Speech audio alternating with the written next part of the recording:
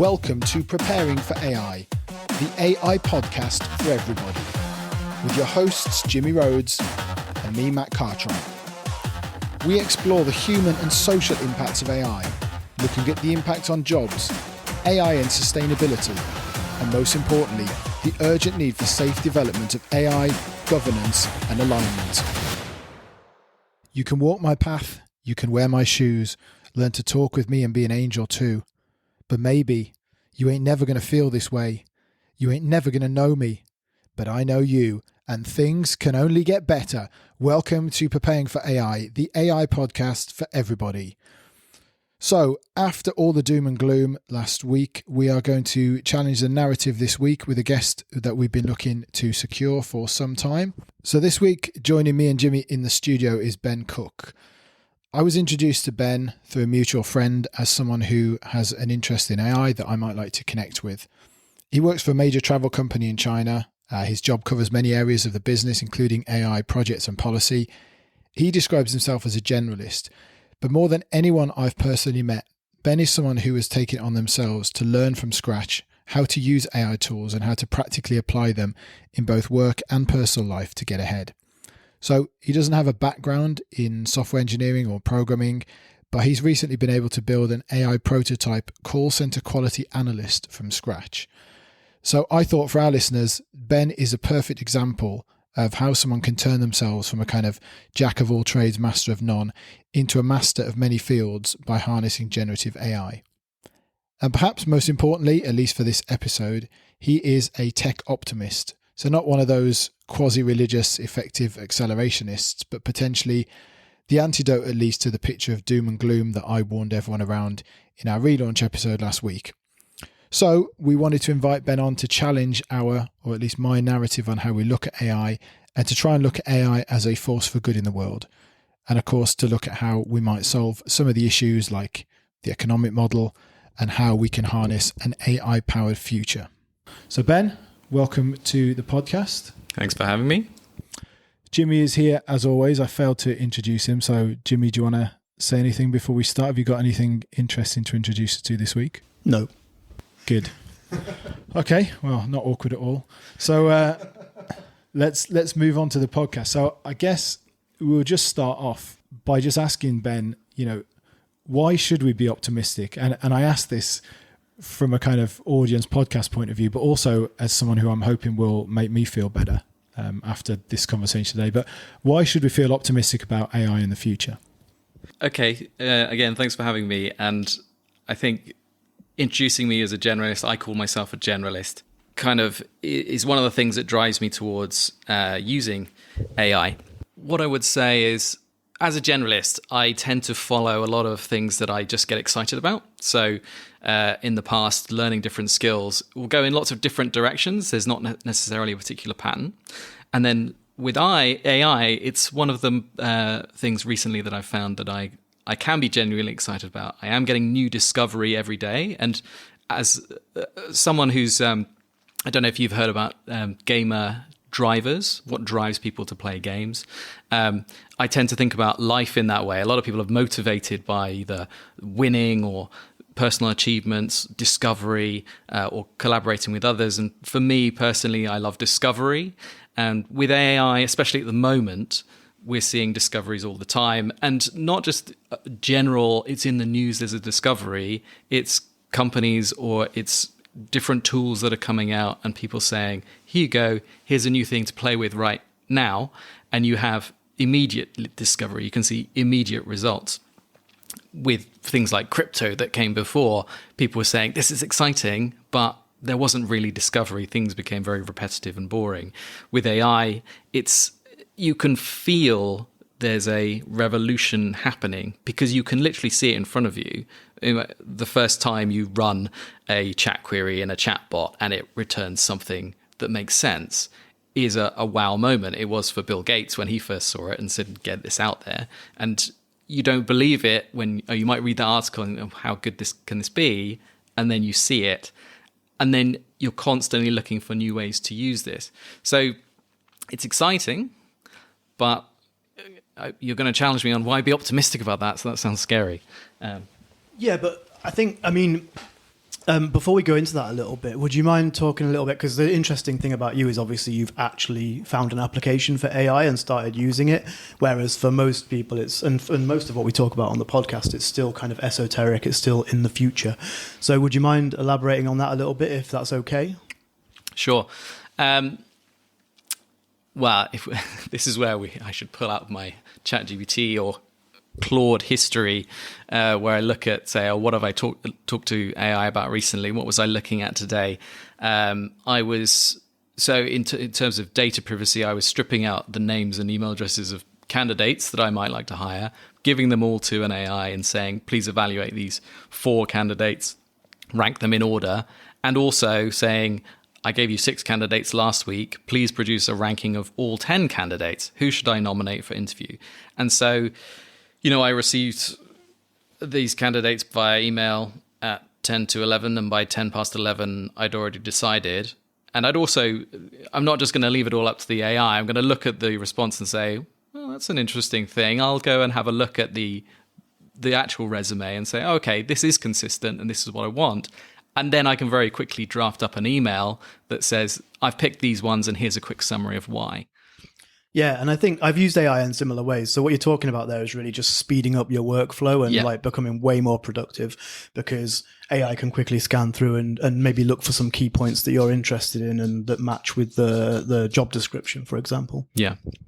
And then on that side of things, speeding up my workflow as an individual, it's a very different kind of revolution from the Industrial Revolution, which was generally a top-down.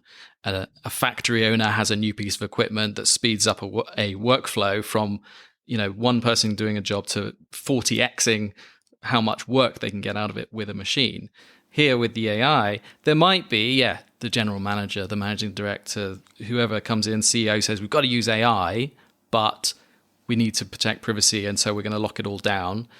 But the use cases are really going to be found by people who are closer to the bottom, who are inside the workflows, who are using them every day and saying, I am repeating myself. And this could be automation. I see this argument all the time, just in general automation. I'm doing this repetitive activity where AI and large language models really come into their own. Is you've got a repetitive flow, but it needs a little touch of creativity. I could, create an Excel Boolean function to do something simple with automation, or I could write some Python that does some simple automation. But am I going to get it to generate a kind of human level kind of conversational text? Not really. So that's where AI is kind of speeding that up. Does that answer your question? Yeah, it answers my question. And I think, we've talked about it on the podcast before, but I think the example you've given is one of the best use cases for generative AI. And what I mean by that is there's a lot of stuff in the news about how, and in general about how AIs hallucinate and all these kinds of things.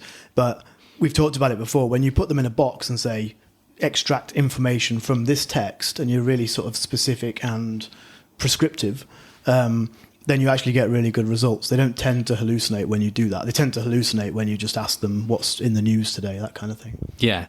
And it is one of the dangers that people can get very excited about exposing AI to their customer base, not really realizing how closely guarded the rails have to be. And even when the rails are really, really tight, you can still get little wobbles or even, prompt injection and this kind of stuff to get out of those rails. I've seen it with things that I've built where I can get a very consistent response. And then, because the reason I need a consistent response is I then might do some text analysis with regex functions to pull out certain strings of text, but then the pattern has to be consistent. So I'll notice if the pattern is inconsistent because my function will start to fail. And so that's even with very tightly guarded rails. And then coming back to customers and thinking about exposing this thing to customers, it's this problem with LLMs are kind of like the eyeball soup in Indiana Jones. I think we've talked about this before, where, it's lovely, delicious So it was soup. us, because I was thinking someone else has told me this. I've had this conversation, but if it was with you, that's reassuring. It wasn't that I've had the same conversation with 2 people.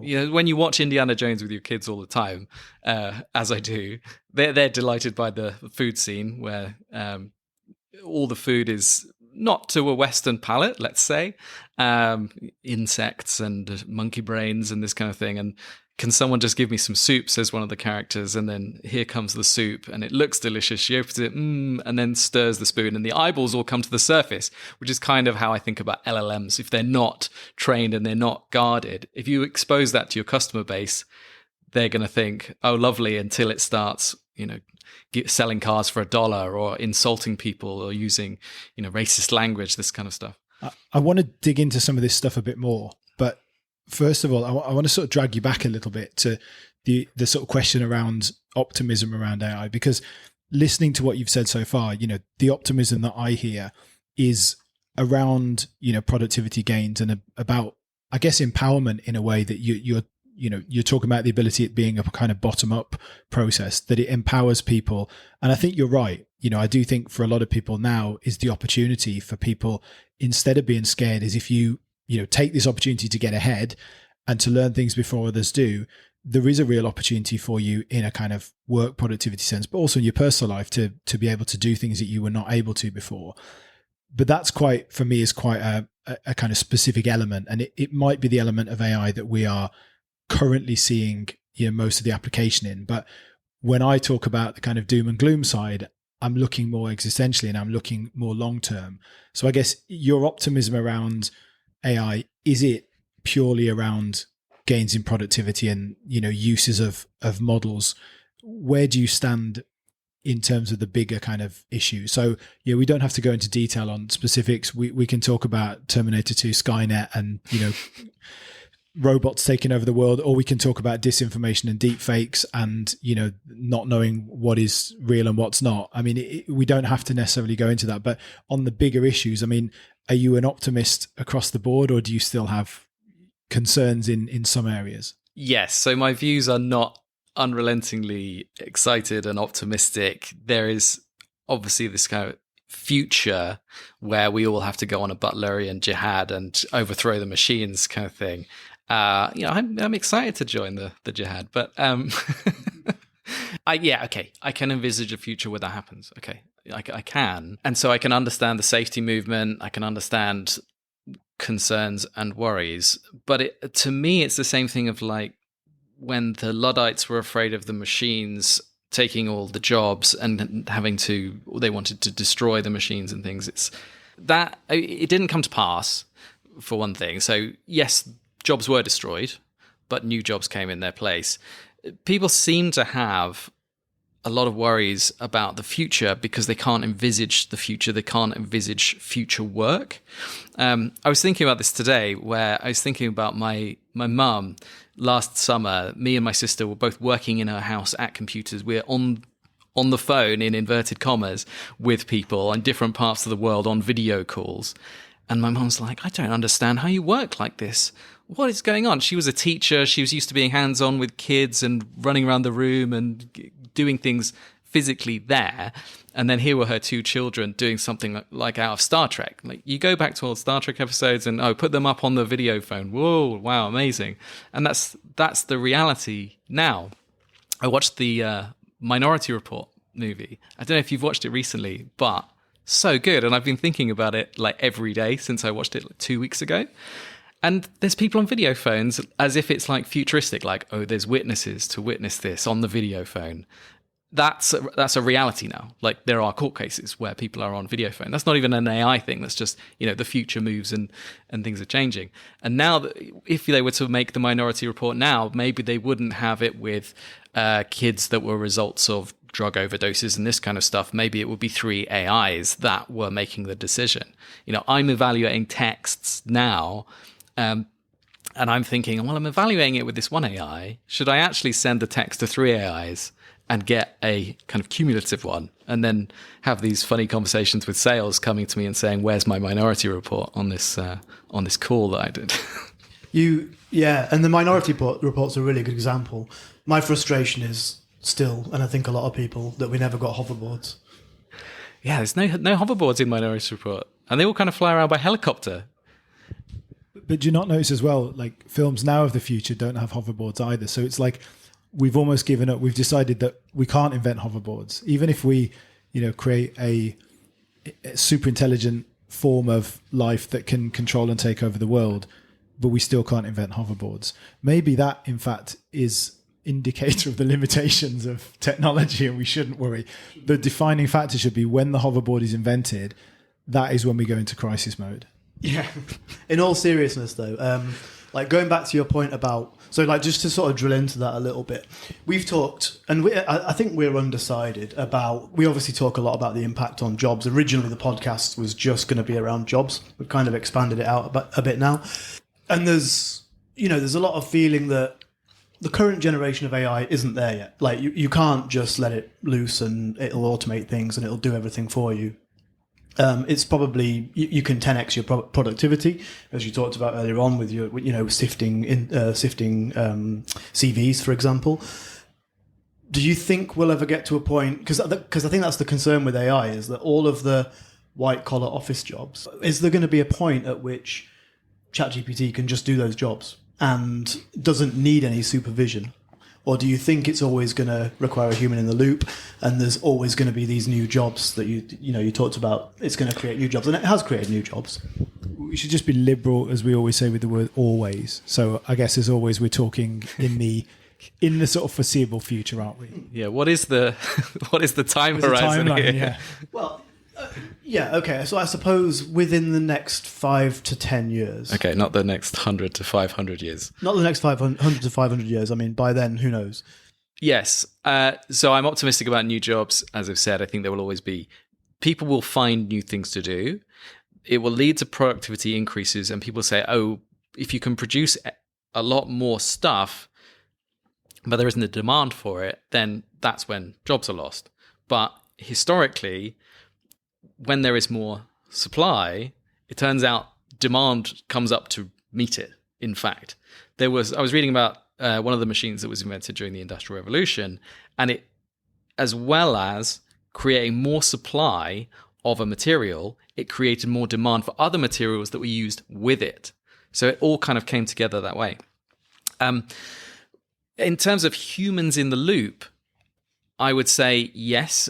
Having worked with automation, there's always got to be someone who is checking, watching, testing, and it can be automated with test classes and this kind of thing. But there's always going to be a certain amount of degradation in software. When you've written code, it goes out of date. Maybe that will be solved as well in 10 years. Maybe code will auto-update. It will automatically be checking itself for the latest updates and running. Maybe we will be fired. Yeah. I'm not saying we will be. I just kind of want to drill into the argument a little bit. I mean, it's a really specific example, but have you looked at some of these agentic models, like where you have multiple agents that all work together? Yes. Yeah. Devin and was it Agent AI is one of them? There's a... I think they're quite interesting because the things I've been building recently, I would much rather say, this is exactly what I need to be built. Can you go and build it? Instead of me going through it script by script, reviewing every script. The worry really is probably going to be for specialists, because those tasks that people have dedicated their lives to, it seems like large language models and AIs, they get really good at them by accumulating all of this knowledge, and then they can reproduce this subset of work.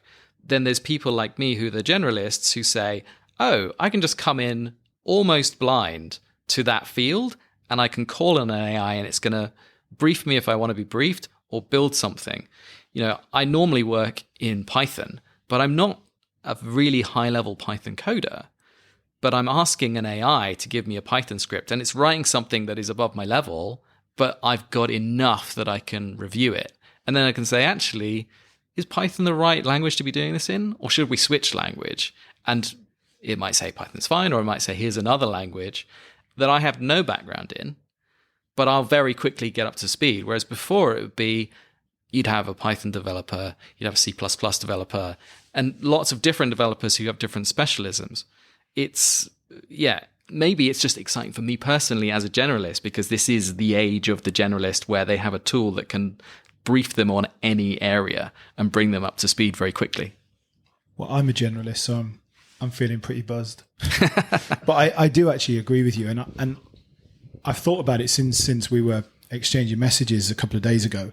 And you put this idea of it being the biggest thing that's happened to generalists in your lifetime. I mean, I think you are, you're playing it down a bit, because I think it's the biggest thing to have happened to the world in at least hundreds of years. But I think your point about it being a great thing for generalists, I think is spot on. And we've talked early on when we talked about jobs, about the kind of skills that will be useful. And I think it plays into this idea that you're being able to be a leader, being able to problem solve. And by problem solve, what I mean is identify what solutions you need, things like soft skills and being able to speak to people and to be able to, gather ideas and stuff, but then to be able to use AI tools to do those specific processes. I'm not a programmer, but I've been working in a R code recently. Right. And I found very similarly to you, what I need to understand is what I'm asking, what I'm getting back, and the logic behind it, but I don't need to use the code. Now, if I needed to learn the code properly, I learned bits of it. So I had a very, very, very basic understanding. That would take me, months, years to learn to write that code properly. Instead, what it took me was a few hours, maybe days. And now I can definitely use that code to, prepare business analytics data that I can then analyze. Now, I still need to learn to analyze it, but the really, really tough part, and like you say, it's quite sad that someone who's committed their life to being able to write that kind of code and be an expert in it, of course, they probably can interpret it better and there's still a role for them, but that has been taken away from them, whereas that has empowered people like us, because you can find the solution, spend a few hours or days reading about it and understanding how to apply it, and then bang, you can use it.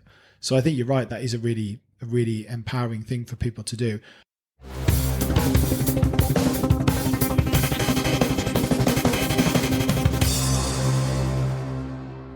Although this was something we were kind of going to talk about later on, about, the kind of tools and stuff you use, but I think it segues in perfectly here to maybe explain to people how you would advise, and obviously it's difficult to advise, everyone's working in different jobs, but how you'd advise people who are listening to this podcast and are worried about AI and the impact on their jobs and feel, okay, yeah, I'd like to empower myself to be able to do this. How do they get started? Like, what are the things that they should be messing around with, or what are the things that they should be looking into?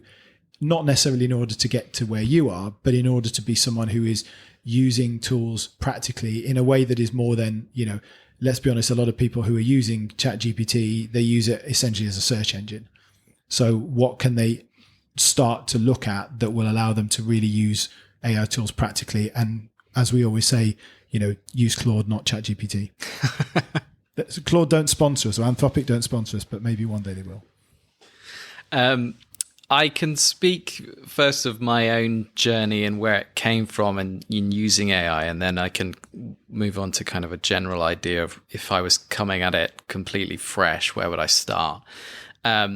So for me, it was a really sideways way of doing it. So I came to it before the chatbot for ChatGPT was released.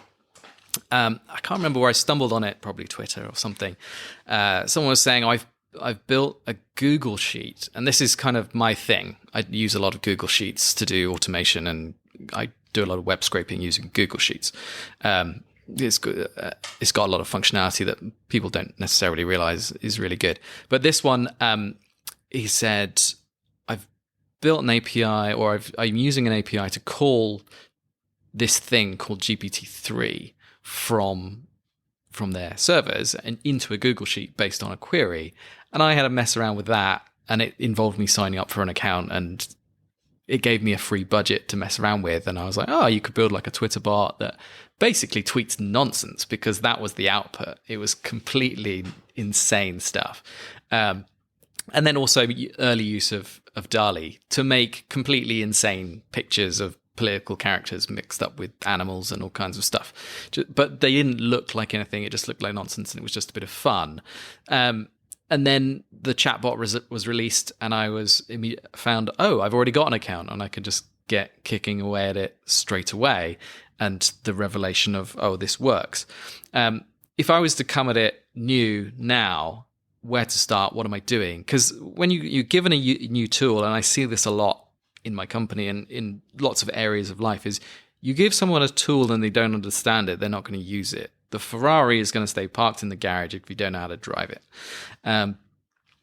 So with ChatGPT or Claude or whichever chatbot you're using, Grok or Llama 3. Llama 3's got a live chatbot somewhere, I'm sure.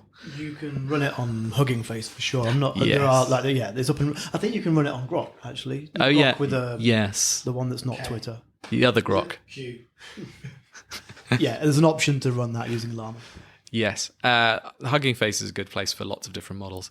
But if I was coming at it new, I think things like Claude and ChatGPT, they are user-friendly to come in from the outside. They work like any other website. You sign up and there's a chat interface. And you're saying people are using like Google search, which is pretty boring use case. The fun stuff that I did has been with my kids and say, let's write a story. And then let's make some pictures for it. So kids have great imaginations. What do you want to write a story about? Oh, I want to write a story about a girl who's got a pig living at home and there's a dragon in the bathtub and just like completely insane stuff. And it's like, okay, Claude, write the first chapter of our story. And then you give it to an image generator, or if the image generator is inside it, oh, please do a picture for this in a style. You've got to pick a genre. I can't pick an artist. But I had a lot of fun very early days where, I was like, oh, you could actually write pretty good children's books out of nowhere using an LLM and an image generator.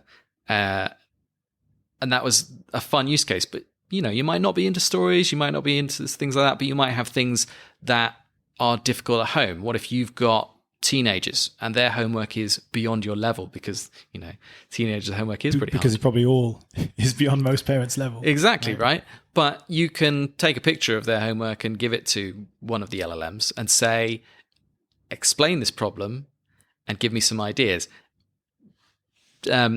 OpenAI came out and said, oh, this is new functionality and everyone's getting excited about giving homework and getting help on it. I was doing that ages ago. They always had that functionality. My daughter's at the French school, so sometimes there's French homework. It's not necessarily me that needs it explained, but there's other parents that reach out and say, what do I do with this piece of homework? And I'm like, oh, okay, I just put it in ChatGPT or put it in Claude and say, here's an image of the homework, explain the concept, give some examples, and then give it back to the parent. We're going to be recording an education episode or several education episodes pretty soon. And I think we'll go into more than just the use in the classroom. And I think what you've talked about there actually is a brilliant practical example. I do think, however, one of the issues, and I think this is something that the education industry is going to have to really think about very, very quickly, is there's still this perception, not just in the industry, but I think amongst people and probably amongst parents as well, that it is in some way cheating. And I think, I'm studying a master's part-time at the moment. And one thing that really frustrates me is every single module, they declare it a code red for generative AI. And, the reason for that is because, in my opinion, is because they're panicking because they don't understand and they're not willing, they're worried about jobs, they're worried about their industry, but what they're not willing to do is actually look at it on a kind of case-by-case basis and say, actually, if we're educating people properly, we're educating them to use these tools because they're here and they're never going away. And the example you made on code was a great example. Is why would you teach someone to write the code now? You would teach them to understand the logic behind the code. You teach them to understand when to use it, the outputs, how to interpret it, but not to actually write the code. And I think this example with homework, which I think why it's so good if people are listening and thinking, you're not telling a large language model to do the homework for you. You're telling it to help you to interpret things. You're telling it to help you, maybe as a parent to teach them how to do the homework, or maybe as the child to interpret it themselves. I mean, I don't want to encourage every parent to be, just using a large language model in place of them for parenting and putting everything in, but you can tell a large language model to act as a teacher and treat me as a 6-year-old, treat me as a 10-year-old, and give the information in a way that is, tailored to that individual. So there are ways, if you can't understand linear regression, algebra, I'm thinking of things that I think most parents maybe studied but have no concept now of what that is. Tell a large language model to explain that to a 10-year-old, and then get your 10-year-old to listen to it, or get it to tell you as a 10-year-old, and then you read it to the child. So it's a great example of a way to use AI, not necessarily just in a working sense, but in a way that improves your life and makes it easier. One of the most useful things in education is that teachers are present. So classroom time is incredibly useful because the teachers are there to talk to students about the problems and how to solve them. One of the not so useful things is homework, especially if children are stuck and there's no way out. With LLMs, exactly as you say, you could train an LLM as a teacher where it's never going to give the answer, but it can answer as many questions as the child has. And the child can ask hundreds of questions that the teacher would never have time for. They can just keep asking, I don't quite understand it, take it to down another level. And check your answers as well. So not necessarily getting it to answer them, but to check your answer or to check your logic. Like that was one thing that I used it for, is interpret some data, then paste that data into a large language model and say, analyze this and check that your understanding of it is the same as the output. So I think they're, because of course, if you just want to cheat and get it to do it for you, actually, well, it probably can do that. But we're not trying to tell you that that is a use that you should be doing. What we're saying is that there are ways for you to use it to enhance the learning opportunity, but also to, in the example of parents, probably to save you some embarrassment as well. When you find out your kid knows something you don't know, you can kind of hide behind the large language model that makes it look like you understand the homework. And sorry, I'm just going to jump in here because it's a really good use case. But I also think if even over the last 10, 15 years, education's already changed because you can find so much information on the internet. Like if I want to learn without large language models, if I wanted to learn how to write a piece of code, which I often do, previously it was Stack Overflow. Now it's LLMs, but Stack Overflow didn't exist if you go back 15, 20 years. And so, I think it'll be really interesting in the education episode, but it's one of those things where education really needs to evolve, I think, and try and really take on things like large language models and incorporate them into education. Because as you say, there's one teacher to 20 kids if you're lucky. Whereas this can massively amplify that. Definitely. And people don't realize, but mathematics, or they don't think about it, mathematics has been dealing with this for a much longer time with the advent of calculators. Calculators are out there. You can use them. You don't really need to do any computation yourself. And even more than that, PCs can do huge amounts of computation. Why would we need to teach children to do computation? But we still think it's a valuable thing to teach them. Problem solving is the more valuable task, but we still teach children to compute. I've had this long running debate with my wife she speaks Chinese, I speak English, and the kids are in the French school. So my argument is more languages, the better. This triangulation of languages really builds this kind of muscle in the brain of moving between languages. She doesn't agree with that based on this idea that LLMs will do away with language and translation, and there'll be no need for any of that. But extending that thought process, actually, a lot of these subjects are not needed. And in fact, we've got forklift trucks and cranes and all kinds of stuff that can do physical labor, but everyone's in the gym working out and doing runs and things to keep themselves healthy. So the brain and the body are both similar in that they need to be trained, they need to be worked. And it's building towards that problem-solving ability. I personally believe that my multilingual kids will have a better problem-solving ability because they can triangulate these things in their brain. And so that's what I want for them, whether there's LLMs or not. Just before we move on, like I said, I think that was a great example, but can we maybe think of a sort of use case in a sort of professional sense, or in a job sense?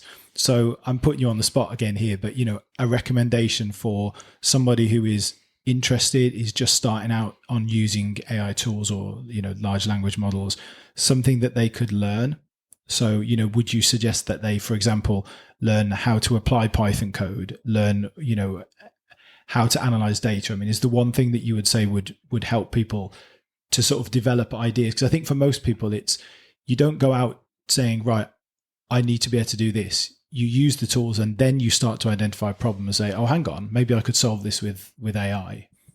I think what you're saying there is exactly the point. They need to have the ability in themselves to say, how do I do that? And there are ways of getting that answer. Before these chatbots and LLMs were out there, you could still do it with Google, Stack Overflow, all the things that we've just talked about. But you need to have the willingness to say, how do I learn? If you're not willing to learn, then these tools are going to be useless to you. You're not going to take the Ferrari out of the garage. It's just going to stay there. And I totally agree with that. I totally agree, because that's how I learned to code. I did study it a little bit, but it was almost all self-taught. And that's because I was interested in it and wanted to do it. And so you have to have that drive. I've got something to add here, though, because it's something I've heard a fair bit recently, and it comes back to that specialist and the fact that LLMs are potentially favor the generalist and are putting these specialists potentially out of a job. I've spoken to a few specialists, people who code, people who do quite high level coding, and they're really dismissive of LLMs. And my advice to them would be, to be less dismissive and to actually get on board with them, because they're improving rapidly and they're probably going to affect your job. And I can understand if you're in that position and you're maybe a little bit scared, a little bit worried.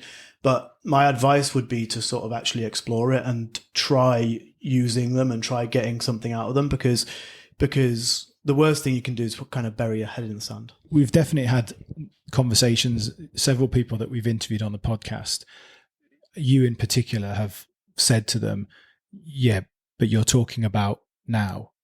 And people are looking at, the impact of AI now. The perfect example I think that you bring out quite a lot is, well, ChatGPT, it's rubbish because I asked it this and it couldn't do it. And it's not, it's not Nostradamus. I mean, I've found quite well-educated friends who've asked, oh, you know a lot about AI, and have asked me to ask it about whether something is going to happen, specifically about a war, actually, and when it's probably going to happen. And I said, but it's not predicting. If it could predict the future, then it would already have taken all this stuff, And so I think that on both senses, there's sometimes an overestimation of what AI can do, and sometimes an underestimation of what it can do. But I think where you're absolutely right is, don't look at how large language models work now. Look at how much they've advanced in the last 1 or 2 years, and then imagine probably that times, I don't want to say X10 or X4 or X whatever, but exponentially more over the next few years. And so start to think about the things that you want to solve and start to look at ways to do it now and get ahead. And as the models evolve and get better, it will become easier and easier to start to do that stuff. Yeah, and just finally on that, like a really specific example, I'll come back to the calculator. There's a big thing about maths and LLMs not being able to do maths, and they're getting a lot better at it. But I feel like that's like an example of this, where it's like, well, if you want to do maths, use a calculator. LLMs are good at telling stories, and calculators can't do that. So why would you expect an LLM to necessarily be good at maths? It's a bit of a funny example, but it's something that I see a lot, where it's like, oh, it can't do, A plus B equals C. But they're not really designed to do that, and they're not really trained to do that. They're just getting better at it because they've seen a lot of maths. So you're telling me not to invent my storytelling calculator?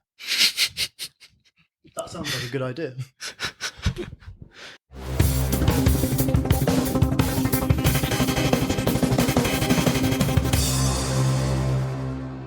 So let's move on a little bit. I wanted to ask you, this I guess will be I think a fairly short part, but I'd like to ask your views on kind of regulation and whether you think that, taking this from a kind of tech optimist viewpoint, whether you think we need to really look at regulation and alignment, or whether you think the danger is we go too hard on that and actually, we end up robbing ourselves of some of the benefits that we could see, or at least, prolonging the time cycle to get there. Yeah, you've got kind of 3 major regulatory environments for AI, haven't you? You've got the European approach, which is probably over Which is regulation. the European approach to everything. We don't have any companies that do this, but let's kind of try and stop it anyway. Although the French seem to be kind of cutting against the grain on that one. Well, they've got a model. That's what I think. No one else has actually. They've got Mistral. Nobody else has got a reasonable AI company. Yeah, and they've also got. There's a scene, isn't there? So I can understand that. And then there's China, who have their own China agenda. It was the same with data privacy as well. These major economic blocks with their own privacy agenda. Now they've got their own AI agenda, and they're somewhat related, but also China's got its unique governmental requirements, which, to be honest, might hold it back harder than the EU holds back AI development. And then you've got the US, which seems to be a lot more laissez-faire. Let's see what happens and regulate it after the fact, which was their approach with crypto to a certain extent. Everyone was saying this is a scam and a pyramid scheme. And then when it turned out to be mostly a scam and a pyramid scheme, then the prosecution started. So that seems to be the US approach. Which one do I feel is the most appropriate? Tough to say. Who do I want to... But I'm using a lot of tools from the US. I do like the tools coming out of France. Mistral is good. But I actually spend most of my time on a Chinese large language model. I use a lot of Ali's QN. I actually, and we'll get into this on future episodes, both around regulation and sort of China-specific ones, but I actually think China's actually at the moment got, I think, in terms of regulation, the best approach. And I say the best of the bunch. I'm not saying that it's perfect. Like I say, I don't think this is the episode to get into detail with it. China's focus is on the algorithm. So, of the kind of three parts of the AI triad. And that makes a lot of sense because if you look at China's experience with things like TikTok, the algorithm has been the thing that has powered China's kind of advance over the last few years, and therefore they're kind of comfortable in that space. But also, as you said, the very specific model that you have in China, the algorithm allows control. So I think the algorithm, that's maybe the kind of weak point of the Chinese approach, but they are regulating more than, the US, for example, or the UK, which obviously is not one of the big blocks, but yet they're not doing it quite to the level of the EU. So I kind of think they've got it the best at the moment. That's not to say it's perfect. Just on the UK, I mean, the UK is not one of those blocks, but I think the UK's approach is very interesting because they've actually taken probably the most laissez-faire approach of all, more so than the US in terms, the US has got Joe Biden's executive order. So they've got actual stuff with teeth that has been put in place. It's not maybe working quite as it was expected or as it was anticipated to, but it exists. The UK doesn't have anything. But on the other hand, the UK is probably, and I think it's fair to say, is probably leading at the moment in terms of this idea of making itself a governance and safety hub for AI. Now, I think the reasons for that are probably not purely altruistic. They're probably, economic. There's an idea that we're already falling behind in terms of models, but if we can make ourselves the center of AI governance and safety, but that is genuinely something where, the AI safety, AISI Safety Institute, which is part of the UK government, they've got some fairly big sort of names that they've recruited from Silicon Valley that are involved in that. We said on the last episode about how Anthropic had put their Claude 3.5 through the AISI in terms of doing red teaming and safety work on it. And there's the agreement between the UK and the US that looks like at the moment, the US has kind of outsourced, from a government level, has kind of outsourced the AI safety stuff to the UK. So I'm going off track a little bit here, but I think it's quite interesting that the UK appears to have found quite a good niche on that, which others don't have. So what about alignment, which is a term, we talked about this before, that alignment as a term is not that well defined. I guess my question is more about whether you think there is an urgent need for more resource to be put into alignment, or whether you think, well, hey, let's not slow things down. Probably at this point, and I'm sorry, I'm talking a lot, but we talked earlier on about this effective accelerationism, the ACC or EAC movement. Probably a lot of people listening don't know what that is, so I just wanted to explain that. So basically, this is people who advocate for rapid advancement and integration of tech, especially AI, with the idea that will accelerate social progress and address global issues.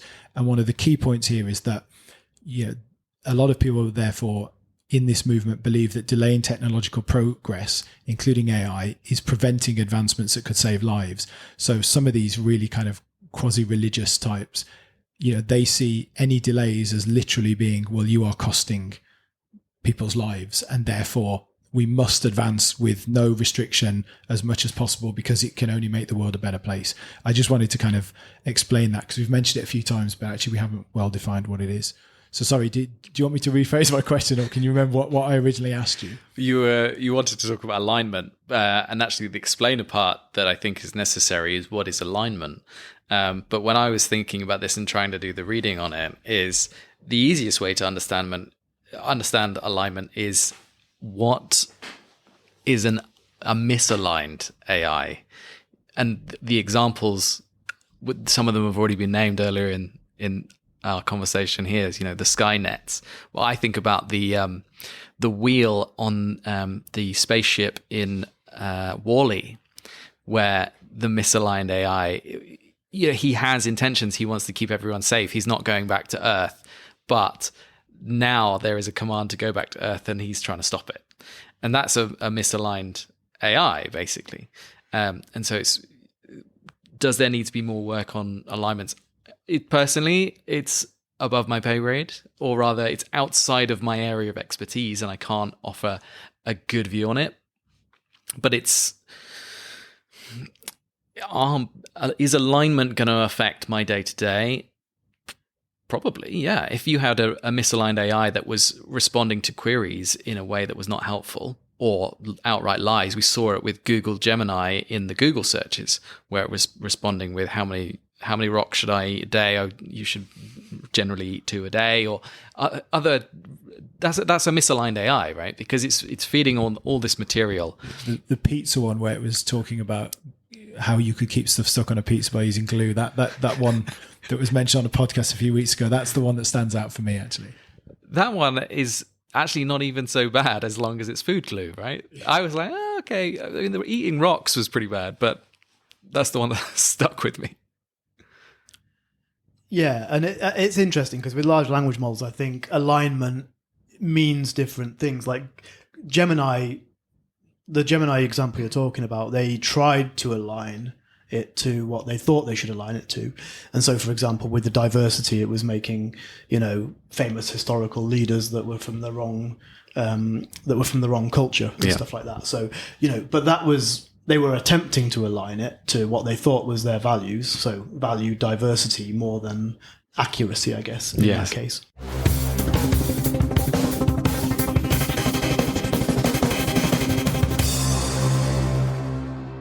Are we at the top of a hype cycle? And is there an AI bubble? There is a bubble. There's definitely, the hype cycle, has it started to deflate yet?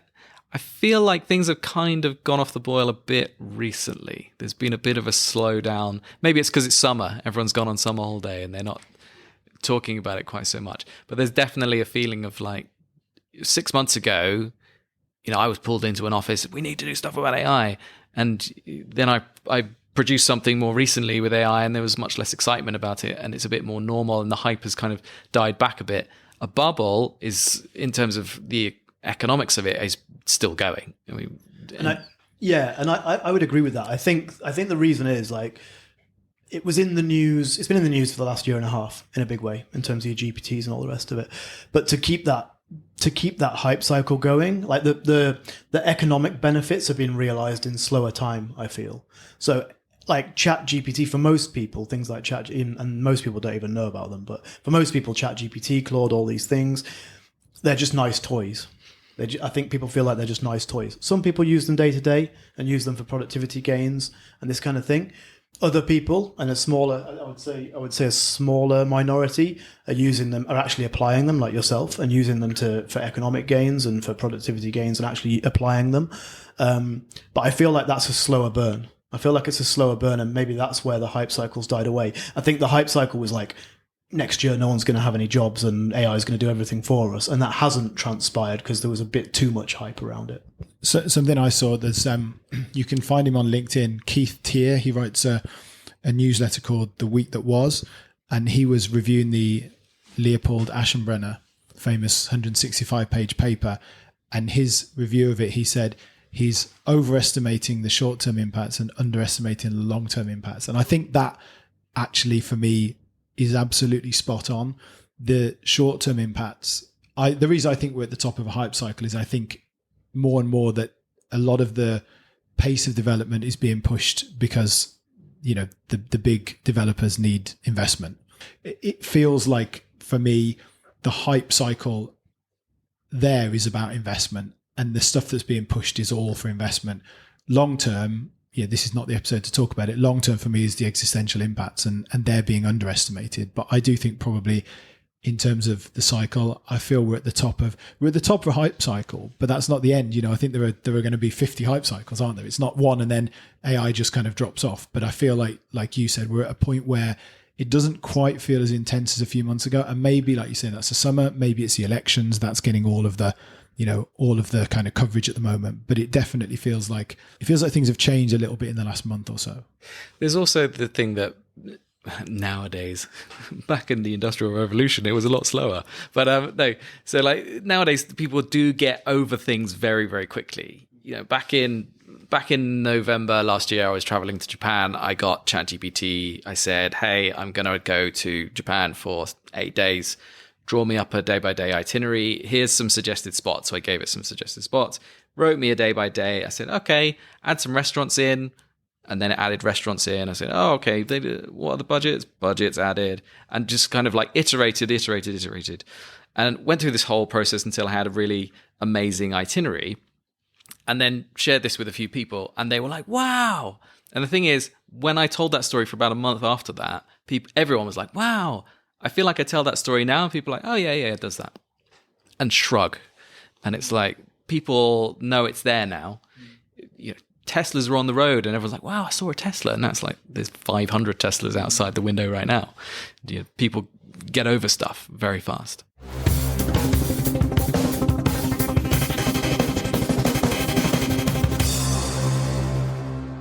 So as someone who's optimistic, but, accepts that there's going to be big changes, what about future economic models? Because I presume that, even though you think that there will be more or there will be new job opportunities, I guess I should ask you, do you agree that there will be less jobs in total and that there will be the need for a change in the economic system? No. Basically. I'll scrap my question about UBI and economic models then. Yeah, so I welcome your challenge to that. I feel like I've seen less news about and conversation about UBI in the last couple of years, almost coinciding with this AI thing. People are now talking about, jobs will be lost. But I feel like the UBI debate has kind of gone a bit quieter. Maybe I'm reading the wrong news. Geoffrey Hinton literally a month ago, maybe less than that, had a conversation with Rishi. There was a weird week in which all of these tech people were all talking to Rishi Sunak, which I couldn't understand because one, it wasn't the week of the AI Safety Summit, and two, they must have already known that he's not going to be the leader for much longer. Or maybe it was just his PR, we're trying to put out the fact that he was meeting all these people. But Geoffrey Hinton actually said, you need to start looking at a UBI and you need to be thinking about it now. So maybe what's happening is it's not in the mainstream media so much anymore. Yeah, it's difficult for me to say, what should a future economic model be like? Should there be UBI, this kind of stuff? Because, as I say, I believe there's just going to be new jobs in the future. People find things to do. When washing machines were invented and suddenly people had loads more time because they weren't washing their own clothes, they didn't just sit around twiddling their thumbs. They found something else to do, and they probably became much more economically active. Learn how to fix washing machines. Yeah, right, exactly. Yeah, suddenly created washing machine repairman. Yeah. I don't believe there's going to be mass unemployment. I think people are going to find and evolve and learn. The challenge is going to be getting more people to ask, how do I do something, and using these tools. Yeah, fair enough. I mean, I think it depends on a lot of things. I think, the things that we've been talking about a lot on the podcast, large language models and things of that ilk, machine learning type applications, they can potentially make white collar work a lot more productive. And so they're either a they're either something that supplements your work or they potentially replace jobs. And there have been examples where jobs have been replaced. It's not necessarily the best example, but very early on, BuzzFeed basically replaced all their journalists. It's very low-level journalism, but obviously as these models get better, then you can potentially see that having an impact on other areas of journalism. For example, some of the other things we've talked about. So robots are, okay, they're not here yet in terms of, robots that can basically take jobs or do jobs, but Amazon are already experimenting with robots. Tesla have got a couple of their Optimus, I think it's called, working in their factory already. You've got Figure AI, who are, seem to be rapidly developing robots that can do sort of physical labor as well. So, I guess where I'm going with this is if there are going to be new jobs, it'll be interesting to see what they are. But also, then you're going to need to upskill a lot of people, and which you alluded to a second ago, getting people to think about this, ask questions about it. Yeah, upskilling. Everyone talks about upskilling, and it used to be what was it? Cyber. Cyber was the upskilling thing, but now it's AI. Fortunately, AI is much easier to upskill into because it accepts human readable speech, right? So it doesn't require specialist knowledge. You can just get cracking straight away. And it can return you much more complex things than you put in. So I think it's very much quicker to see the rewards from that kind of upskilling. And I would hope that people would be enthusiastic about doing it rather than going and smashing the servers. Or they'd be interested in what they call themselves. Would they be the Luddites were named after William Ludd, who was a mystical figure. Yeah, I mean, I do genuinely think at some point there will be, some form of social unrest that may not be mass social unrest of huge numbers of people rioting, but that there will be at least some level of people that attack data centers, and people like Sam Altman will find it difficult to go out in public because there'll be enough of a backlash. I think the thing that's happened now is to date, obviously large language models, what they are replacing is people in sort of middle management positions, or people who are doing, as you said, kind of specialists who are doing very specific tasks. Where I can see those people being able to move into different roles, partly because the point you made earlier about being kind of generalists and using AI to really kind of augmenting people's work. I think that's absolutely the case. But when you see robots start to replace, more manual jobs and start to replace, a whole kind of section of labor, I don't see where those jobs are going to be replaced. Where does that work go to? And I know we can say, well, that happened before, after the industrial, agriculture, industrial revolution, there were always jobs there, but I can't see where those jobs come from unless we're talking about people going into a more public facing, kind of more personal roles, I guess, where people are there to interact. Maybe, in the way that we talked about hospitality, the need to have interaction with people. Are those the roles? I just don't know what kind of roles people will be creating. Those low skill jobs are the ones that are at greatest risk for disruption, and sometimes they're not low skilled. I mean, we've said this before. Some of the manual jobs are actually highly skilled. There are low skill jobs. There are highly skilled jobs as well in there, but they're all replaceable if they are more manual work. That's a good point. Yeah. Is it a barrier to entry then? Because if we're talking about an Amazon warehouse worker, would you say it's low skill work or it's medium skill work? It doesn't seem like the kind of thing that probably needs a week of training and then they're good to go. So it's what you would call it's low skilled work. Yeah, I agree. Yeah, like that as an example, that is low skill work, and that's something where Amazon are literally building warehouses that the future warehouses which are going to be automated effectively. I mean, they may have people working in them still, but it's going to be like a fraction of what they would have now. Yeah, that kind of work is the one that would be the biggest risk of disruption, but it isn't happening right now. The one that's happening right now is the LLM disruption on white collar jobs, as we're talking about. But white collar work is always being disrupted. That's the thing. You go back to white collar work in the 1950s and try and figure out like what people are doing. There's a room full of women on typewriters and men drinking in glass offices. Like, it's Mad Men. It's Mad Men, so that is what's in my head. But you skip forward 20 years later, have computers arrived? No, people are still writing stuff. Maybe there's one computer. Then you skip forward another 20 years and everyone's got a computer. Excel came out in the late 1980s, early 90s. They were doing adverts for Excel. How much did that disrupt things? Now you look at a job application, you have to have Excel skills. Everyone takes it for granted. No one takes you seriously. But even when I entered the workforce 15 years ago, how old am I? I don't know, forgotten. But whenever I started working in offices, it wasn't a prerequisite that you needed to know how to use Excel. I learned to use Excel in the office. I didn't have to come in with that. Yeah, and I guess I'm finding it hard to see where an argument is there, because you're right, like calculator, the word calculator it came from a job. That was a job description at one point, not that long ago. And white collar work as a job didn't exist not that long ago before that. Like, it wasn't a thing, white collar work, I suppose. Maybe as a category that people talk about white collar, blue collar, but it definitely existed. My grandfather was an accountant 100 years ago.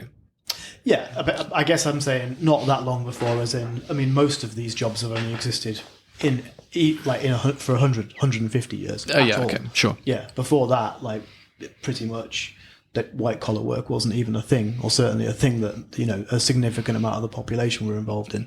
I see your point, and it's all good anyway, because everyone wants to be an influencer these days. Yeah, once we're all influencers, it'll be fine. Or podcasters. This is our desperate attempt to find something. I should probably add for context of this podcast, that Ben's wearing a white collared shirt and Jimmy's wearing a blue collared shirt today. So I don't know if that was intentional, signaling. But why Jimmy takes I guess my viewpoint on blue collar work. Solidarity will be more difficult. Yeah.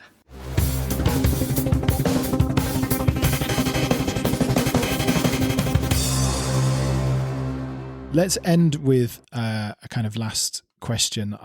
I wonder, as the tech optimist here, whether you can talk about the things that you're excited about, either now or I guess upcoming in the next, months or years, in terms of, again, let's not look forward too far, because we could be, there are things that could happen in 5-10 years time that we can't even think about, but things that you're expecting in the next 6 months, year or 2 years that really excite you about AI and that you think will make a really positive difference to the world. That's a good question. Or have we dragged you down to our P-doom? No, because I'm excited to use AI and AI tools every day, and I'm constantly looking for new use cases. It's not what gets me out of bed in the morning, but there'll be tasks I'm doing and I say, well, actually an AI could do this better. I've got to solve a Boolean problem in Excel, and it's going to be faster if I give it to the AI. It's going to save me time. But that is very much a now. And when I talk about future jobs, I also can't imagine what those future jobs are. And I fully admit, I don't know what they're going to be. I don't know what the future is going to look like. But I have an open mind to that, what the future is going to look like. We talked before about hyper productivity, that everyone is going to be expected in the same way that we've just talked about Excel, but also smartphones. Who would be in the office now without a smartphone? Everyone has a smartphone, and it makes you more productive, maybe also distracts you, but generally it makes you more productive in all areas of your life. And there's going to be productivity gains in the same way. Strangely, maybe not even as many productivity gains with AI as there have been with smartphones. In the same way that with smartphones, everything came down into this single device that I came here with. I've got a bag, there's nothing in it.